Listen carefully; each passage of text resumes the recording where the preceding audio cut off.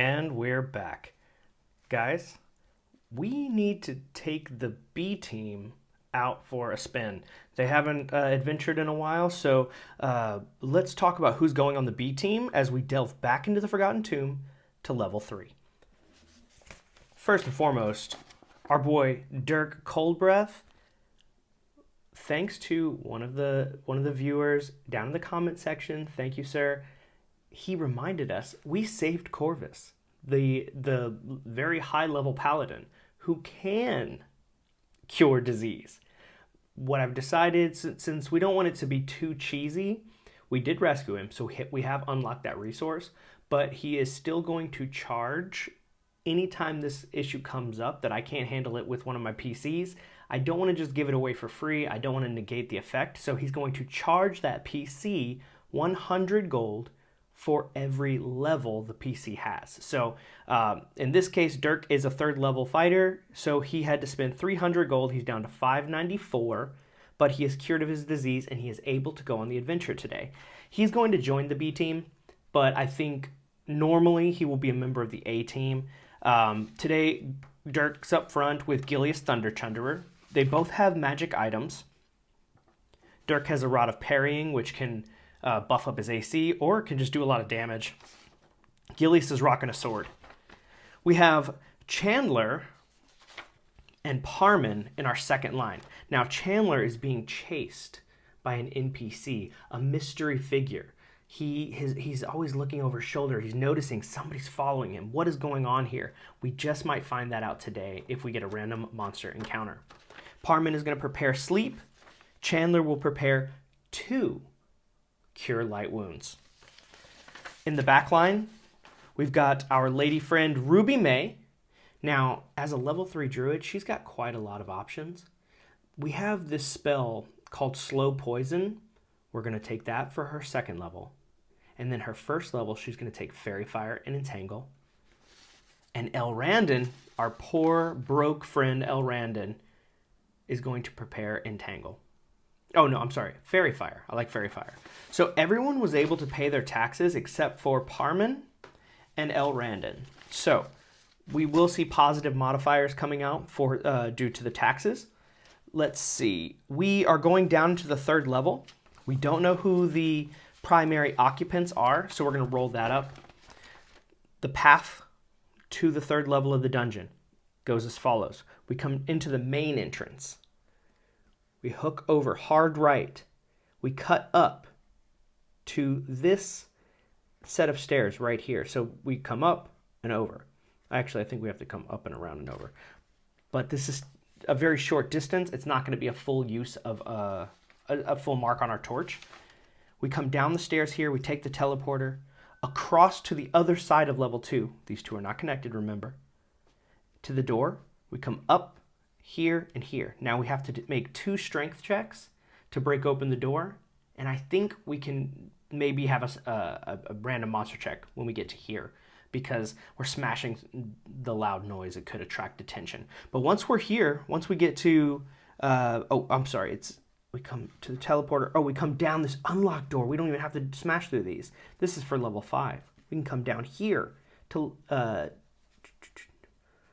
these stairs here go to level 3. So that'll be the path we take. We do have another way into the level 3, but it's the long way around. It is a massive long way around. On level 1, we have to come all the way through this twisty maze, come down and around and up, and then to here, it's like multiple monster checks. So this is not a very viable path for us. So we're going to take the teleporter path over here. So let's roll up the primary monster in level 3, and we'll roll up one of his assistants as well. So I'm going to pull out the trusty... Ooh, that just bumped into the mic. I bet you that was really nice to hear. We're going to pull out the trusty referee's guide. We're going to flip to our green tab over here. Now, we're in level 3 of the dungeon, so we're going to roll 2 times on this chart, and we'll analyze according to what we roll who's going to be the leader and who's going to be the follower. We're going to start with a D10 and a D4. Got our D4 here, and let's get a nice, beautiful D10. Okay. All right, a 1 and a 1. Okay.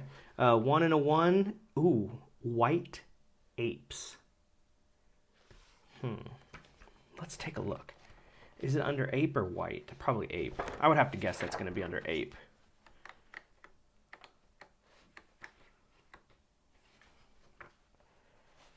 This is probably it right here. Yes, white ape. Okay, these are albino, herbivorous, gorilla-like apes. They live in caves and emerge at night to forage. So they defend their lair with threats, and if this is ignored, violence. Okay, so we might not have a huge problem with these guys right away. Their alignment's neutral, so maybe they just live here. So we've got...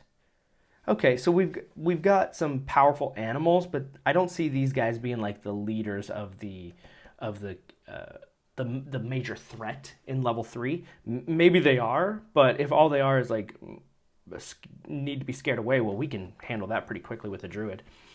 Let's come over here. One more roll. Let's see what we get. 8 and 3. 3 and 8.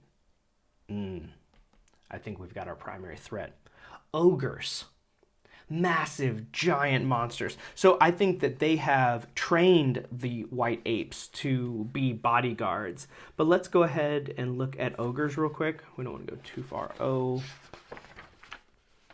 OC. Ogres. Oh, look at these guys. Frightful humanoids. 8 to 10 feet tall. They dress in animal hides. They often dwell in caves. We've got a high AC, a middle AC, some hit points, 4 hit points, 4 hit die. Their damage is a D10. They have a +4 to hit. That hurts. But I don't see... Outside of the lair, carry a sack containing 1d6 times 100. So they do have treasure. They hate Neanderthals. But they don't have any like really special features. This is going to be just some... We don't want to get hit by them because they hit really hard. And a couple of our guys, they don't have a lot of hit points. Gilius is still level 1, even after all this time. So, yeah, if we encounter these dudes, we'll have to be really careful. It says there's 2d6 in the dungeon, so let's go ahead. Well, this is their lair, right? So if it's a lair, you multiply by 5. So we've got a d6 encountered, but it could be up to 2d6 in the wilderness. But now I'm trying to remember. It's been a while. When it's a monster encountered in their lair, we need to go to the to page 19. And it says monster's lair in the wilderness. The second value is multiplied by 5, but this isn't lair in the wilderness. Yeah, okay, we're going to use this one because monster lair in a dungeon. The second value lists the number of monsters found in their lair in the dungeon. That's the one we need. Okay, so we need to know 2d6. How many ogres are there in this lair? There's 10. There's a bunch of them. Couldn't have rolled a 2 there. Okay, so we have 10 ogres. And as we kill them, we'll start Xing those off the list. And we need to see how many apes do they have? 2d4 apes. Okay, well, we already have 1d4 here. Let's just roll that twice. 2 and 2. So they have 4 pet gorillas, white apes. 4 apes. Okay. I think we are ready to go. I think we're ready to delve down. So let's go ahead, get our torches ready. We will assign that here. All right. We will be coming down from level 2. So we're going to be coming down from right here. I think we'll slide this over for now. All right, let's get started. The first room we encounter. What does it look like? How big is it? How many ways in and out? These are things we need to know, so we can start clearing. We need a d20. I think. Oh, no, it is a d10, actually. If we're looking at page 290, I guess maybe my brain's not working this morning. Can you guys see this? Yeah, 290. Okay, so if we're looking at 290, it says the starting area for the level. It's a 1. So it's a 20 by 20. It's actually a very small room, but there's a passage on each side. So we got 20 by 20. And there's a passage on each side. So we're going to say 1 here. This passage is going to be the stairs going out. We're going to have 1 passage here. And we'll have another passage right here on the corner that comes down. You know, I think we should include that 4th passage, not just saying these are stairs. So this is the level 2. We're going to keep that here. But we open up this wall, and it's going to go just parallel alongside the stairs. Now,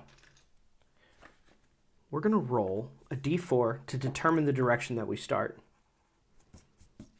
So this will be 1, 2, 3, 4. Let's get going. Let's get some treasure for these low-level guys. They are so low. 2, we're going to come off over here to the right. So then now we're just going to begin the process of filling in the passage. We've done this before, and if you've been following along at home, you know that you come over to the passage table and you're going to roll a d20. That says 19, so we know it's a chamber right away. The chamber size is followed on 291. We come down here to the bottom, and it's a 14. It's a rectangle, 40 by 50. We've got lots of space over here, so let's go ahead and just feed into it a little bit. Let's see, 1, 2, 3, 4, 5, and we're going to just slide over 4 squares.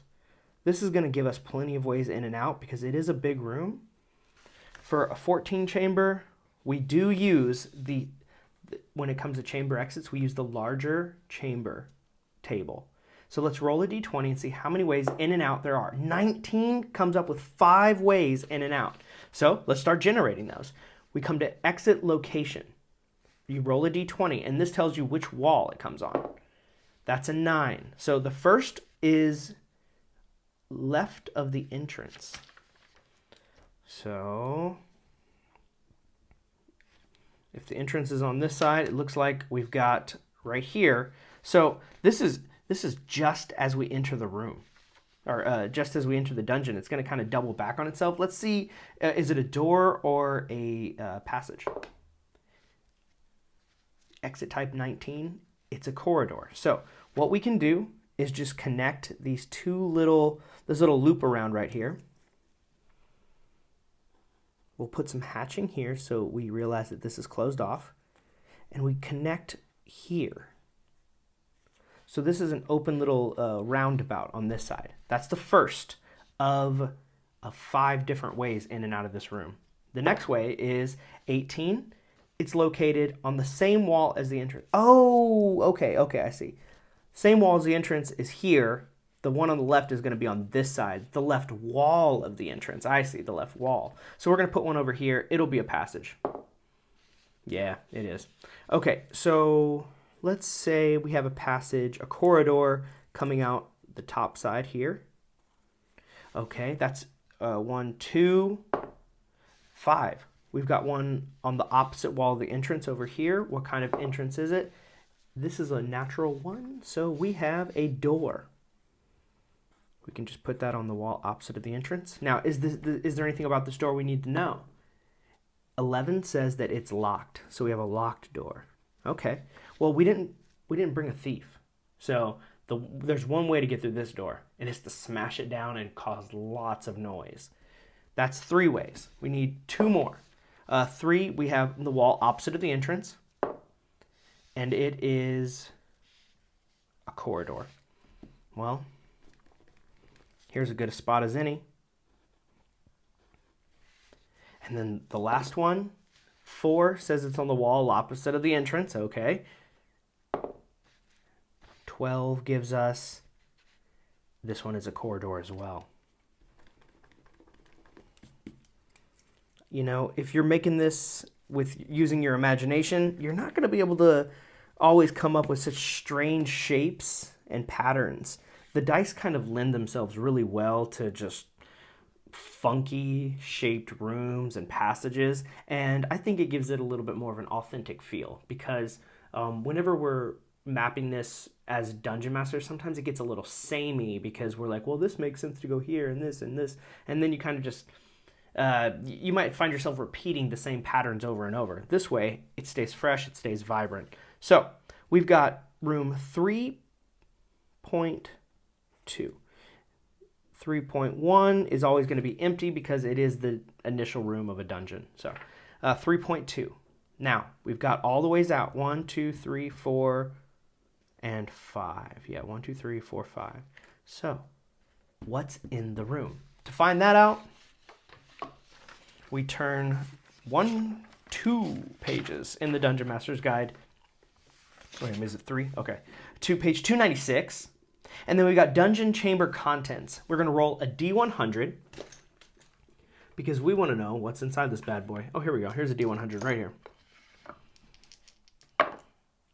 We have a 56. 56 tells us that it's a dungeon hazard. See random dungeon hazards. Okay, well, dungeon hazards, huh? Well, the dungeon hazards are listed here. We've already found 2 of them in the OSE book, and we marked their page number. We're going to roll a D20. It's a 12, so it is spider webs. Okay, well, I think spider webs are there, but they're found in... okay, so I don't see any mention here of what these spider webs could do to us. I don't see any mention of spiders being in them. It doesn't say anything about monsters. So we're going to assume that we have to cut our way through these thick and old cobwebs or spider webs that have tangled up this room. Nothing dangerous, no treasure, but it does take time. So as we come down into this unexplored area, we get to here, 1, 2, 3, 4, 5, 6, and then checking this room is 2 marks. So that'll be a total of 3, 1 for the journey and 2 once we get down here. So let's come over here, let's tally these up. 1, 2, 3 bits of our torch. It's been 30 minutes in total. We need a random monster check. We've got one. Now,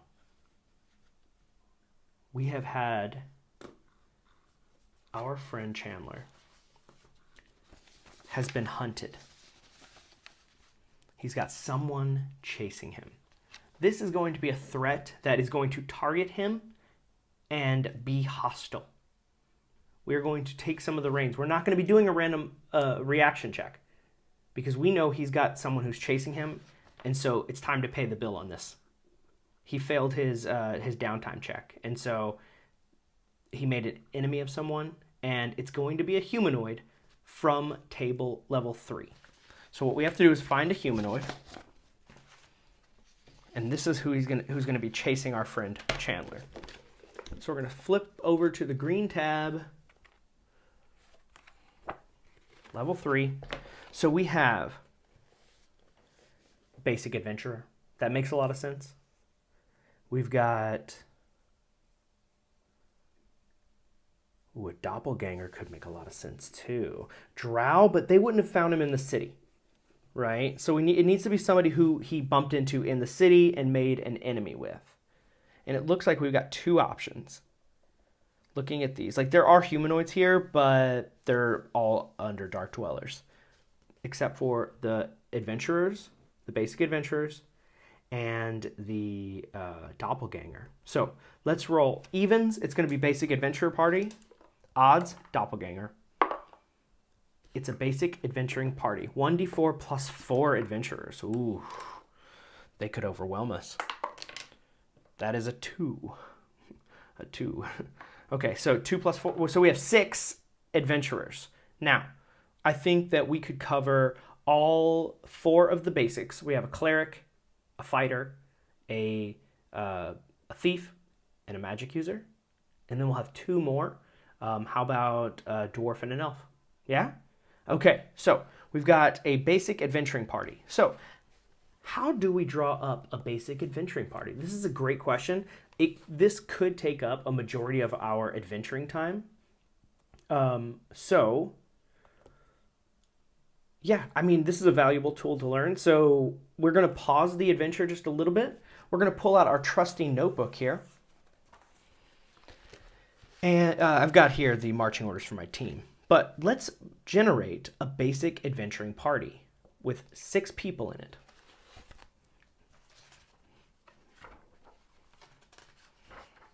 All right, to do that, it might be 1 page ahead. It's not. NPCs. Encounters with NPCs. Basic adventurers. What page? Page 140. Okay. I thought it was here. Oh, yeah, it was. Okay. So we're going to make a basic adventuring party. We roll a D3 for these folks. So, since we're here anyway, we could just randomize it instead of dictating what it is that we get. We could just randomize it. I think that's okay. So let's start with rolling a D20 and a D3, and that will be the member of the party and their level, all coupled together. So I need a flat surface to roll this on. We're going to slide the map over. We're going to close the Dungeon Master's Guide for now, because this is going to take just a little bit of time, and we're going to need to resolve this combat, because it will come to combat. Chandler messed up in his downtime. He created the enmity of some person in town. So let's see who that person is and who they're with. Let's just dump that out. All right. First is a 3rd level, number 5, cleric.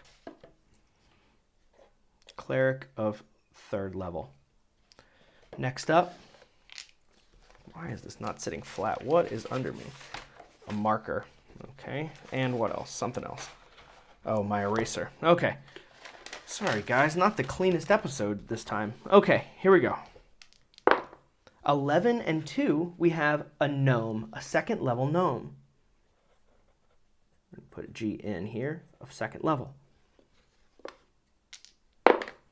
15 and 3, yikes, an illusionist of level 3.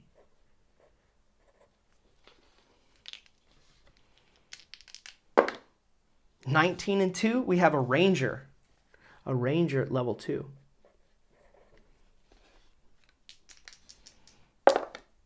7 and 1, we have a dwarf. 1, 2, 3, 4, 5, and 1 more. 1 and 2 is an acrobat at level 2. Okay, now, here's what we need to do. We're just going to look quickly at each of these classes and roll up some hit points. We need to see at base adventurers, they have a composition of 1d4 plus 4 alignment. Either roll in the alignment of each NPC or roll once for the party. We know right now that they are lawful, but it doesn't matter. They've come to fight and get revenge on Chandler. So it doesn't say anything about magic items here. NPCs fairly involved.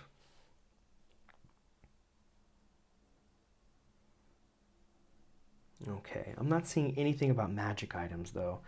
That makes me wonder. It says they are carrying treasure of U and V shared amongst the group. So we'll put that over here. U plus V treasure. Now, is U and V treasure going to give them anything more than just gold? Okay, there is a small chance that they have magic items on them, so we'll roll a 2% chance and a 5% chance. No and no. So they don't have magic items, they have just standard weapons. We're going to start with our cleric of 3rd level. We are going to do everything we can. Oh, let me grab the player's book real quick. We're going to do everything we can to... They're going to try to win this fight, which means I'm going to be using the best spells I can, and really, he's going to have cure light wounds twice. we're just going to say heal. The gnome, but let's start with the cleric. Let's get his hit points, right? We're just going to roll 3d6, no modifiers, nothing crazy. Our cleric is just around the corner here. All right, so we have a 3rd level cleric. He has 2 spell slots. We're going to give him 2 heals. Let's roll 3d6 and just count up how many hit points he has. Okay, yeah, he's got 12. That's pretty good. 12 HP. HP is going to be 12. And we're going to go ahead and give him standard armor, the best that he can wear. So the best that he can wear is any armor and a shield. So that's going to be plate mail and a shield. We're going to give him 17 AC. AC is 17. The gnome. Let's flip over to the G's. Oh, right to it. Excellent. Our gnome, he has a D4 for his hit die. So we're going to roll 2d4 and add that up. Here we go. 2 and 2, he has 4 hit points. HP is 4. And the armor is, he can wear a shield as well as leather, so we're going to give him AC 13. And as a 2nd level gnome, he has 2 level 1 spells that he can use from the arcane magic, which would be a gnome. I'm pretty sure it's from the illusionist spell list. Yes, gnomes have the same spell selection as illusionists. So we quickly turn over to the illusionist table, and we'll just roll 2 times on the illusionist table at level 1. This is cleric, druid. Now, if you're playing this at home, you would have rolled this stuff up ahead of time. But since we are creating things as we go here, wait a second. Where is the illusionist? Did I miss the title page? Illusionist. Okay. So he has 1, 2, 3, 4, 5, 6, 7, 8, 9, 10, 11, 12. Okay, so he does have the same number as the magic user. We're going to roll a d12 2 times. 10 and 2. Okay. He has 10 and 2. That's pretty good. Number 2 is chromatic orb. This is going to hurt. Conjures an orb. The color may conjure an orb of the colors listed on the table. Yeah, and he can do damage. Caster's level, he can do a d6 of damage.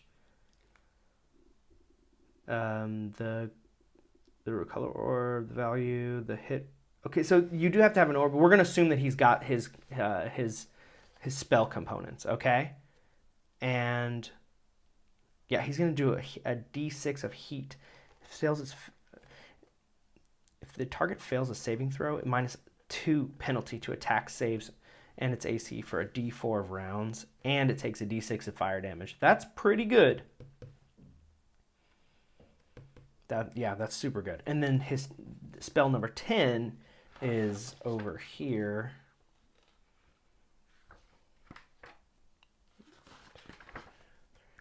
6, 7, 8, 9, 10. Read magic. Okay, so he's got chromatic orb, basically. He's going to prepare that twice.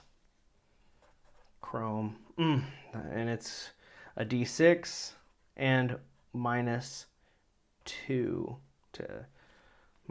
to several effects. AC. Wow. -2 penalty attacks, saves, and AC. Ooh. That is just rough. He is going to do so much with that if we let him get his spell off. So we can't let him. We have an illusionist at level 3. So we're going to go ahead and keep the spell list right here available because we're going to turn right back to it. We have an illusionist here at level 3. Now, he's not going to have a lot of hit points. We might be able to just put him down before he can do anything crazy. But they have 2 casters. Like, that's scary. Oh, I see. It's looking at the race. Okay, so illusionist at level 3 has 2 level 1s and a level 2. Let's roll that d12. He's got 5. 1, 2, 3, 4, 5. Detect illusion, not going to serve him. 9. 9 is phantasmal force. Wow. This is such an interesting spell. I haven't got to use it yet, but you can do an illusory attack. It doesn't do actual damage, but it makes people think that they're knocked out. It never inflicts real damage. A character who appears to die actually just falls unconscious. They're kind of paralyzed, and it lasts for 1d4 turns. So what they can do with this is try to knock out a weak guy and then come back to them later, like Parmen, for example. And then they have a level 2. 1, 2, 3, 4, 5, 6, 7, 8, 9, 10, 11, 12. Okay, so invisibility. Very nice. Invis and phantasmal force. This wasn't what I was expecting, but, you know, here we are. We're over here creating a basic adventuring party. We're going to roll a d4 3 times. 4, 2, and 4. Wow, 10 hit points. Way better than my magic user, okay? And his AC is going to be 10. Now, hopefully we can put that guy out of commission quickly. We don't want to mess around with any of those dudes. Okay, and then we have a ranger. These are basically fighters, but with like some druid abilities of tracking. Let's take a look at the ranger list. I'm not very interested in the ranger. You know, like to me, they're just not as cool as some of the other options. Let's see if I can find the ranger first. Yes, here we go. So,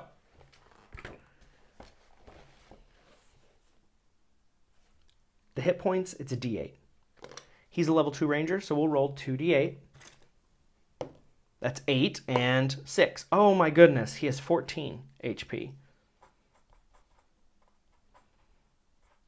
His AC, he can wear leather, chainmail, and shields. So we're gonna give him chainmail, so he'll have an AC of 15. And that's about it. Like he acts as a fighter, like he attacks as a fighter. Okay, and then we have a dwarf. A dwarf is gonna be another frontliner acting as a fighter.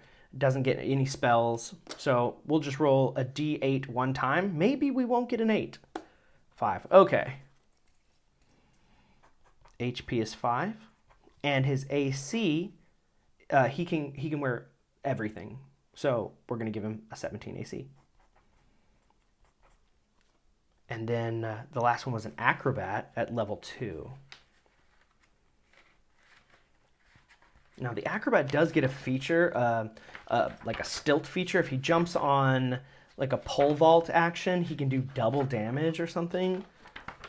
Acrobat, yeah, he does have a tumbling attack, which gives him +4 to hit and deals double damage if it's successful. So it's unaware, they get a +4. All right. So he's got a d4 2 times. That's 4 and 3. He has 7 hit points. All right.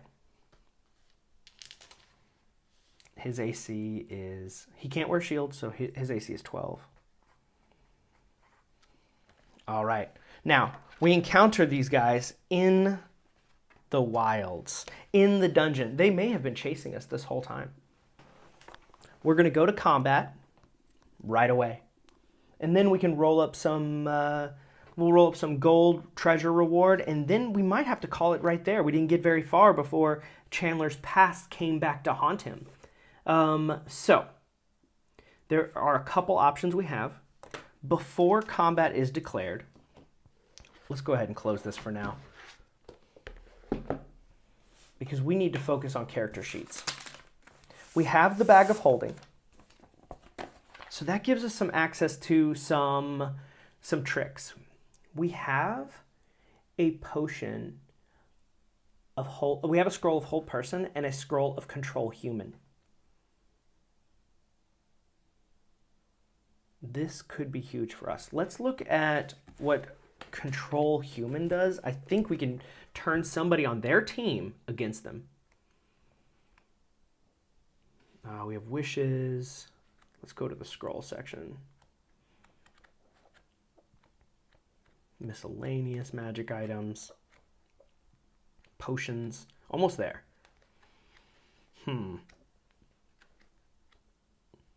Could we be any further away? Scrolls. Now, we need the control. Curse, protection, spell scrolls. There's going to be something about control human here.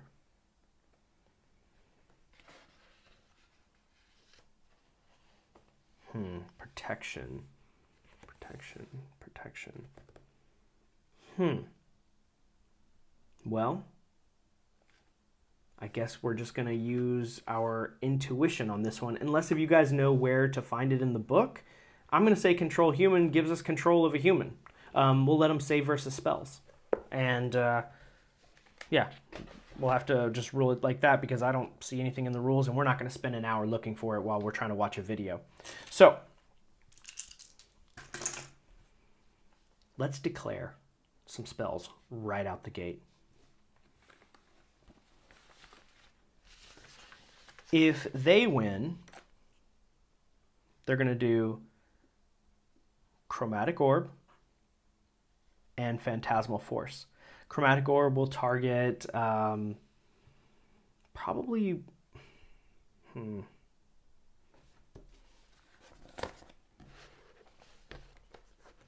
a good question.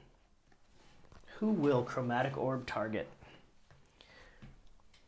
Sometimes when you're making these videos, it can grind to a little bit of a halt, and I hope you guys can be patient with me.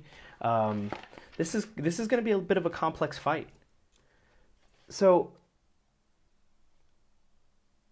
the orb hits unerringly, inflicting damage on the target and another. So they're going to choose right away. They're going to choose a one of the frontline guys, and I would say they don't know who is more of a viable target. So we'll say evens is Dirk. Odds is Gilius. Evens. They're going to go for Dirk with this. So that'll target Dirk, and then the Phantasmal Force will target Parmen. That'll go for Parmen, and then that'll be for Dirk. And then the rest of combat will just go as normal. The Ranger and the Dwarf will be the frontliners, and the Acrobat and Cleric, Gnome, and Illusionist will all be in the back. Okay. So, we are going to declare spells on our side. I'm going to have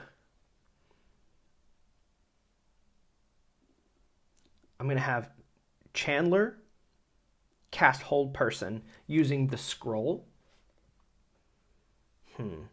No, he can't. He can use, he'll use the scroll Hold Person, and he is going to try to tag the Ranger.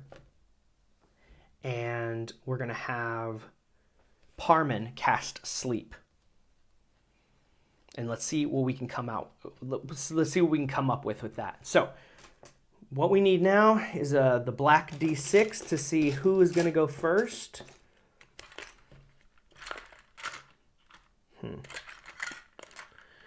Oh man, I'm a little nervous. This could be a full wipe.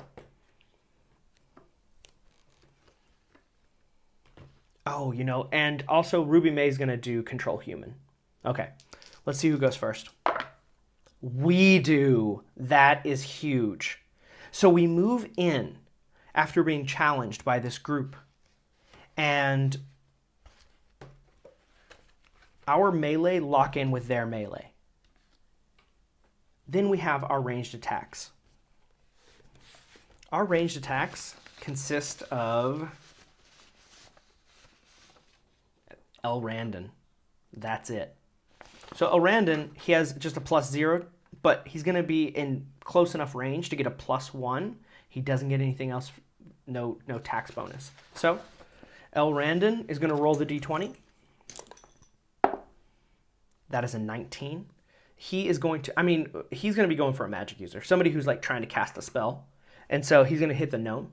The gnome is hit, and it's going to interrupt his spell. Now, does he do enough damage? Does he do 4 or more damage to kill the gnome outright? He does exactly the number he needs. Yes. Goodbye, little gnome. We never knew your name, and we never will. Your memory will be lost and buried here in the 3rd level of the dungeon. Good riddance, sir. Good riddance. All right. Now, spells will go off on our side. We're going to have control person, we're going to let this person have a spell save. We're going to let him try to get out of it. So hold person. Oh, I'm sorry. I was thinking control human. So control human, we're going to let them have a spell save. And I would choose probably the cleric. So they're going to save versus spells here. That's a 3rd level cleric. Oh, it'll have the same save as my cleric. So that's easy. Save versus spells is a 15. Let's see if we can hold person here. He fails. He is frozen and paralyzed for a number of turns. I think it's several. It doesn't matter for now because he will be coup de grace here in just a moment. And then we will let... okay, so he is held. We're going to put a little like frozen thing around him. And then we had our sleep spell, right? Yeah, we had sleep. And there was one more that we chose. Hold person, sleep. Oh, and control human, right. So let's do sleep. So the sleep effect just goes off. And there are no elves here. If there were, we would have used our arrow of elf slaying, but there are no elves. We rolled it up. So what we'll do is we just look at how many hit die of people are put to sleep. And so we go to magic user. And we go to level 1. Magic user level 1. Maybe I should bookmark that. Sleep. We can target 2d8 is what we're going to go for of creatures 4 HD or less. So we're going to hit this one up. 2d8. Let's see how many HD of people we can put to sleep. Some of these guys have several hit points, but we always have to go with the lowest hit points first, and that's going to be like I guess we could actually use like the actual hit points as reference, but let's see. We get 5 hit points. So we're going to put the dwarf to sleep. The acrobat goes to sleep. And who else has the lowest hit points? The ranger. Right? And we go with the lowest hit die first. So we can only do 6. So the dwarf won't be affected. Right? Either the dwarf or the ranger won't be affected. But because he has the lowest hit die. Let's go with the hit points here. So the ranger stays up. We'll use 5 and 7 here. These two go to sleep. We can coup de grace them again later. And now we have the last 2 things. We have an illusionist and we have a ranger up. This guy's down. These guys are essentially down. All right. We have 2 melee attacks, but here's the problem. Only the ranger can be targeted here, because the illusionist is in the back rank. So until we eliminate this guy, we cannot get to the illusionist. He's going to get a spell off probably. So we roll our attacks. First, we're going to roll Dirk, and then we'll roll.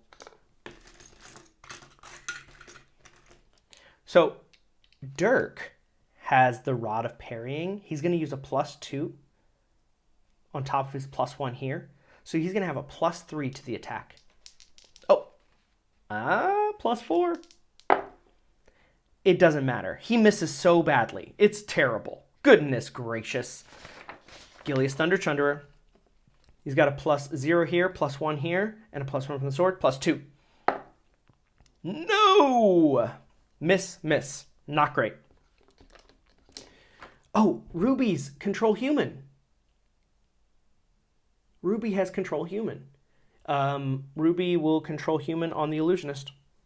We got to stop that spell, right? Let's not forget. So let's give the illusionist a save versus spells. 10 is not going to be enough, but let's go ahead and check. We'll just double check that real quick. Going to the illusionist page. GH. We're almost there. Illusionist. No. Fails. The illusionist, it goes under our control, and we tell him, cast the spell on the ranger. It goes to the second movement, tied up. Range attacks, nothing. Spells, we cast the spell on the ranger. The ranger will take 5 damage. The ranger goes down to 9 HP. He has a -2 on his AC, -2 on his attack rolls, and -2 on his saves going forward. Now the ranger is going to take his attack. The ranger evens, he goes for Dirk. Odds, he goes for Gilius. Evens, he goes for Dirk. He's going to hit Dirk. Yikes. For a D8 of damage. 5 damage on Dirk. Ow. But Dirk can take a bit of a beating. This isn't his first rodeo. He's going to go to 18. And then we go again. We're going to say cast the spell again. No, we're not. We're going to tell him to do a little dagger attack. All right. We fail. They go first. We got a ranged attack here. He's going to try to hit Dirk again because he wants to do maximum damage. Well, hold on. Let's leave it to the dice. Evens, Dirk. Still Dirk, and it's another hit. For another 5 damage. Dirk is at 13. But now, the illusionist is on our team, so it's going to go to us. We've got ranged attacks. Just Elrandrin, the +1. Miss. That's not great. Who else is going to do a ranged attack? We didn't declare any spells, so let's go ahead and get maximum use. Parmen will throw his. So let's do Ruby -1. -1 +1. Yeah. So that's a 15 to hit. That is enough on the ranger right now for a D6 of damage with a spear. That's 5 damage on the ranger. He has 4 hit points left. We have taken control of the situation. And then we've got Elrandrin. No, we already did Elrandrin. Chandler could sling a stone. Parmen can throw a dagger. So Parmen first. Miss. Chandler slings a stone. Hit for a D4 of damage. This could be it right here if I roll a 4. 3. Okay, he's still up. He's got 1 hit point left. We go to spells. No spells. Melee. Dirk and Gilius. You gotta be kidding me, boys. Come on. Now we're gonna let the illusionist take a little backstab. Natural 1. Misses. This guy could end up killing one of my team members right here and right now. Okay, he could kill Gilius because I missed over and over again. He could kill Gilius. Gilius has 6 hit points. We need to win this initiative. Everything's on the line. We do win the initiative. We're going to make some ranged attacks. We just need 1 hit. Miss, miss. The illusionist. Natural 20. The illusionist turns, stabs his friend in the neck. Blood splatters everywhere. Now, the cleric, who originally started all of this trouble, is frozen still. I think it's like 4d4 turns, so long time. We put him out of his misery. Boom, boom, boom. Beat him to death. We step over to these 2 who are asleep. Stab, stab. Finished. And then we look at our friend, we give him a hug, we say, "Oh, little illusionist, you're our pal." Stick him in the side. Done. No more will we allow our people to be hunted. Chandler's free of his persecutors. We have gained treasure, no magic items, but we get treasure tables U and V combined, and some XP. We'll just say, we can count that up later, but let's go. U and V, 160 and 330, not a lot, but, you know, we'll take that 490 gold, and we'll divvy that up. 490 GP. And we're going to have to call it there. That's not going to be much per guy, but this episode just took so long working out like who these people were because we wanted to present a real challenge. Now, again, if you're doing this at home for your table and you're planting an adventuring party in the group, I strongly suggest that you're going to do this ahead of time. But when we're rolling solo, we make it up as we go. We teach you how to do it at home, and we have fun doing it. Guys, thanks for watching. I had a blast. Hit like if you liked it. See you next time. Bye-bye.